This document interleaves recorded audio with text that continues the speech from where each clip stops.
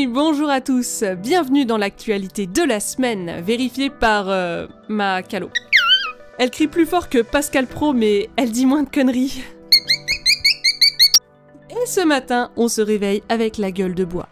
Non pas à cause d'un apéro un peu trop chargé, mais après avoir vu en direct l'arrestation de 2 députées françaises, Emma Fourreau et Gabriel Catala, qui étaient à bord du navire Andala en route vers Gaza.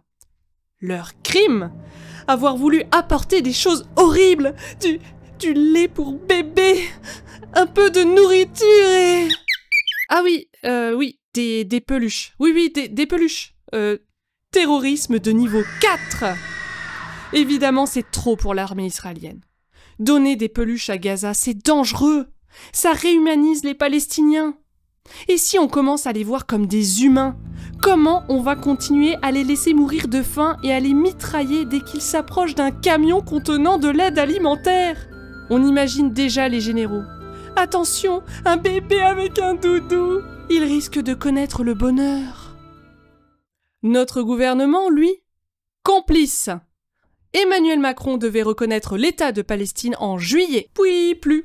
Et puis maintenant, il propose en septembre. Et au lieu d'assurer un passage sécuritaire pour nos députés qui assurent leur devoir d'humanité, il regarde ailleurs. Ah, la carrure d'un homme d'État trouvé dans un Kinder Surprise. Superficiel, inutile et plein de vide.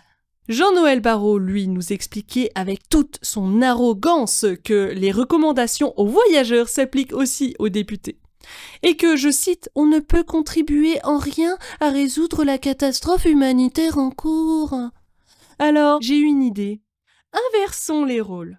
On envoie Jean-Noël Barrot vivre à Gaza en plein blocus. Et on invite les Gazaouis à siéger à l'Assemblée. Franchement, ça nous ferait peut-être une classe politique qui comprend ce qu'est la faim, la peur, la survie et l'absence d'avenir. Parce que, pendant que certains parlent de déchéance de nationalité, pourquoi ne pas proposer une autre forme de déchéance ?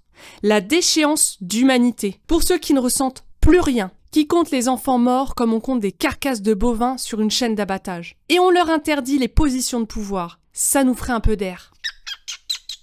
Passons à l'actu écologique. En parallèle, la pétition contre la loi du plomb en passe d'atteindre les 2 millions de signatures. Pour ceux qui nous écoutent et qui n'ont pas encore signé, retrouvez dans la description la pétition. Et pour les clampinous qui disent que ça ne sert à rien, je propose un petit séjour, plongé dans une bassine d'acétamide. Puis, si vous en avez les moyens, filez vous faire soigner votre cancer dans un hôpital privé parce que, oui, le public, lui, aura été dézingué par le gouvernement Macron. C'est drôle, hein, quand même. Sans empathie, il semble que notre espèce, la plus intelligente de la planète, soit en train de programmer le suicide des générations futures. Entre des lois débiles qui provoquent plus de cancers et enrichissent les gros lobbyistes. Hey, coucou la FNSEA, ça gaze!